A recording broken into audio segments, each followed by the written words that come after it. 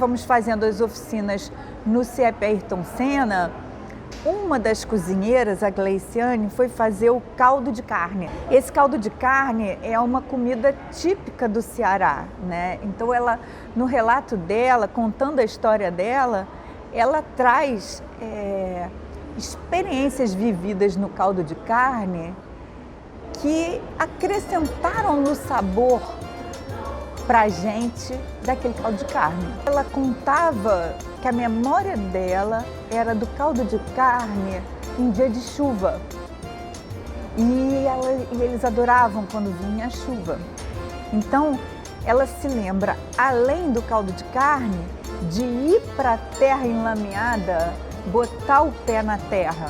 E as medidas que ela ia colocando no caldo de carne para fazer para muita gente também revelavam que estavam dentro da experiência de vida dela.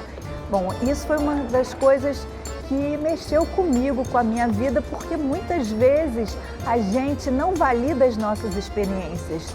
Pensando esse projeto, nos interessava investigar como é que a vida das pessoas é atravessada pela cozinha e pela comida, como é que isso se constitui nas memórias, a cozinha como lugar de afeto e de constituição de identidade pessoal, né, e social também. Como é que isso se traduz na memória social de um território, de uma comunidade, e na Rocinha isso é de uma riqueza enorme. Os fluxos que envolvem a alimentação, a forma de fazer, o peso da comida na identidade cultural em relação às migrações. Eu sou a única pessoa da minha família que não viveu na Rocinha, então foi uma redescoberta de um passado que eu não vivi. Minha avó veio do Ceará para morar na Rocinha, construiu a família dela lá, mas sempre escutei muitas histórias dessa diferença ao longo dos anos, de como a comunidade foi mudando. E fazer o Vozes para mim foi encontrar os cenários e as ruas que eu escutava minha mãe e minha avó falar.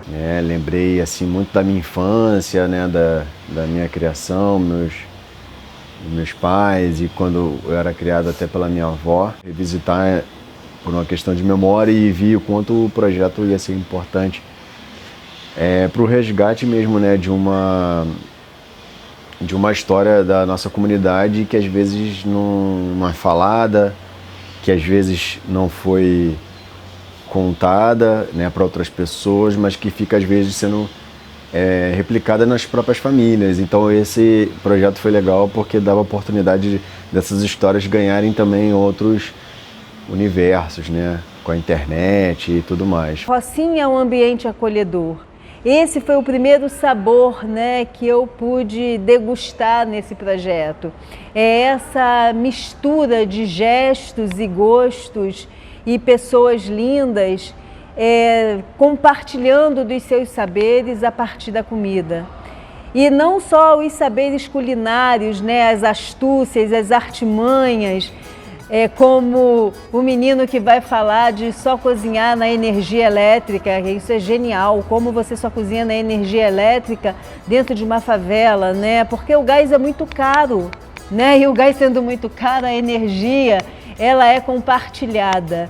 É onde a gente aprende o compartilhamento, a generosidade. Tudo bem, a gente pode pensar nas questões éticas que envolvem isso, mas na verdade um evidenciamento do que precisa ser pensado enquanto sustentabilidade por meio da comida, das cozinhas e das histórias de vida que as pessoas trazem e dessas astúcias que só os cotidianos podem nos aproximar. Nós fomos recebidos super bem, tanto na Rocinha quanto no Delamare, na escola também, no Ayrton Senna. E estar nesses lugares foi muito especial porque deu para sentir a conexão em cada uma das pessoas que estavam lá participando das oficinas, aprendendo algo, mas também compartilhando suas histórias.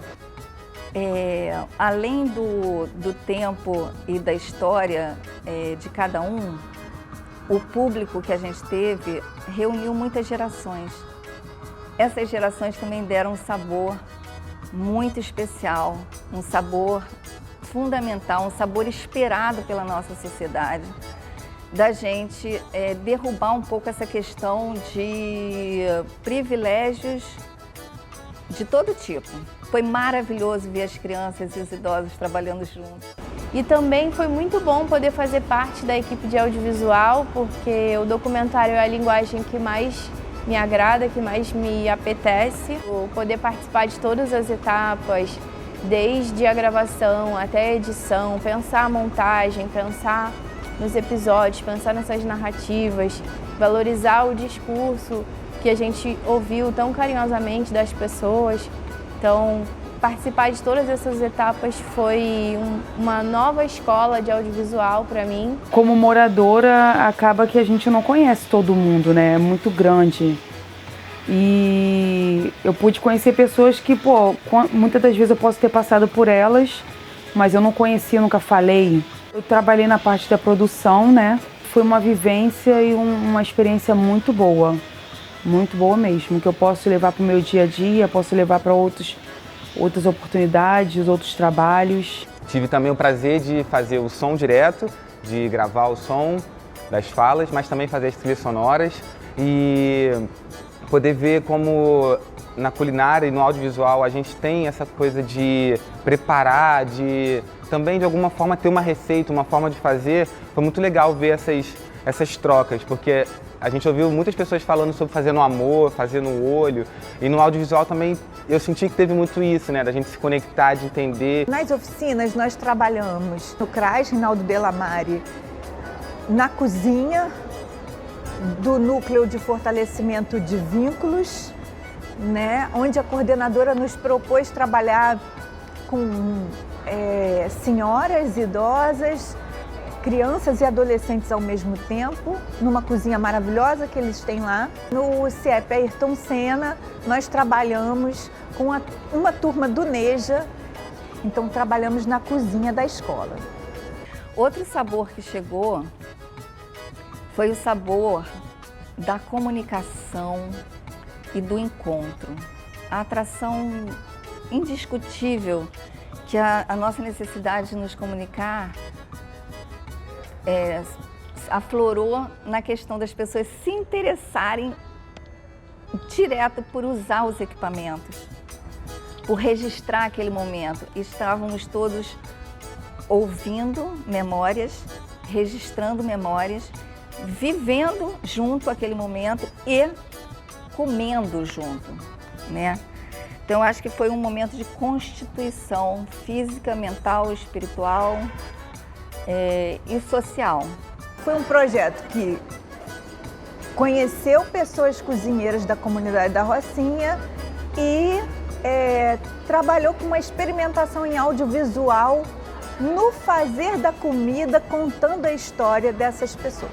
E uma das coisas que me marcou muito foi o depoimento de uma cozinheira, a Marli, dona de casa, trabalhou em muitas casas de família, e a gente perguntava, Marli, mas como é que faz, quantidade, tudo?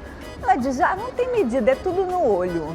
Isso é uma proposta, não é nem só uma frase, né? Porque ela ia contando como é que ela ia fazendo a comida, e ela fez a comida pra gente, uma comida deliciosa. Faz a gente pensar sobre esse lugar das medidas e dos conhecimentos. Então, no projeto, nós, a partir dela, né, ouvimos as diversos modos de fazer, com e sem medida, mas principalmente com as medidas da experiência. Percebo que o Vozes, ele, né, com certeza, né, ativou uma quantidade de memórias, né, dos alunos, principalmente do CIEP Ayrton Senna, né, do EJA. Para nós, no museu, ajudou bastante, né, porque aí já tem uma montoeira de coisas pensadas, né, na perspectiva de dar continuidade, né, envolvendo os alunos, inclusive um dos alunos assim, que me chama a atenção é o seu Lênio, não é, pela experiência dele, né? O homem é mais do que um mestre, não é, na cozinha, né? Pela simplicidade, o jeito dele falar e fazer a comida, né? Do quanto que ele aprendeu cedo, não é, a ter que fazer comida, a se virar. E nesse sentido eu percebo também né, o quanto que a gente tem muito a aprender, não é, a partir da culinária. Não é? Imagina, né, Rocinha, que é uma favela considerada a maior, não é, favela, né, do Brasil, e a quantidade de moradores de várias partes do Brasil e de outros países também que moram na Rocinha. Imagine cada um fazendo um prato, não é, que mais assim, ele gosta e que compartilhando com outras pessoas. Olha a riqueza, né, cada um falando um momento, que prato é esse, que importância tem na sua vida, como que ele era, né, feito naquele período e trazendo para o período de agora. Então, eu vejo que tem um desafio aí pela frente para nós no museu e quem sabe a gente possa estar fazendo junto, né, uma outra etapa aí do Vozes, né, Vozes da Cozinha, que traz memórias, histórias e sabores, não é, fantástico nesse sentido. Então, tem um projeto hoje, né, que ele é ancorado nessa proposta de pensar o audiovisual como um meio, como um instrumento, uma ferramenta de promover o diálogo entre as pessoas. Isso é muito saboroso, voltar a experimentar essa metodologia e até ressignificar, atualizar, que o audiovisual ele é um caminho, né? É um caminho para juntar as pessoas, é um caminho para promover o diálogo, é um caminho para produzir memória sobre um lugar, sobre as pessoas, sobre a cozinha especificamente, no caso do Vozes. Estar no Vozes compartilhando dessa experiência de comida, de cozinhas e de vídeo popular, né? Porque foi isso que o Vozes também trouxe enquanto saber, como o vídeo popular, essa experiência do fazer, traz evidências de uma arte e de experiências que já acontecem nesses cotidianos. A gente está só evidenciando aquilo que já existe há anos dentro desse processo de aprendizagem que as favelas expressam. Ele reuniu